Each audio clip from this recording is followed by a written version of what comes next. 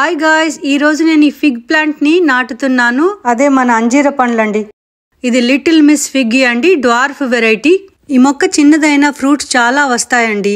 ఒకవేళ మీరు అమెరికాలో ఉన్నట్టయితే ఇది డాలస్, కాలిఫోర్నియా, సియాటల్ వంటి ప్రాంతాల్లో బాగా వస్తుంది. దీనికి రోజుకు 6 నుంచి 8 గంటల సన్లైట్ అవసరం. స్టోర్లో కొన్న దానికంటే కొద్దిగా పెద్ద పాట్ తీసుకొని దాంట్లో కాంపోస్ట్, సాయిల్ మిక్స్ చేసి ఇలా నాటుతున్నానండి నేను. సీజన్ ఎండింగ్లో దీన్ని గ్రౌండ్లో పెడదామని ప్లాన్.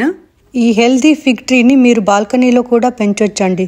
I highly recommend. అదేవిధంగా పాట్లో పెట్టినట్టయితే రూట్స్కి చాలా ఎంకరేజ్మెంట్ వచ్చి రూట్స్ గ్రోత్ కూడా చాలా ఉంటుందంటండి.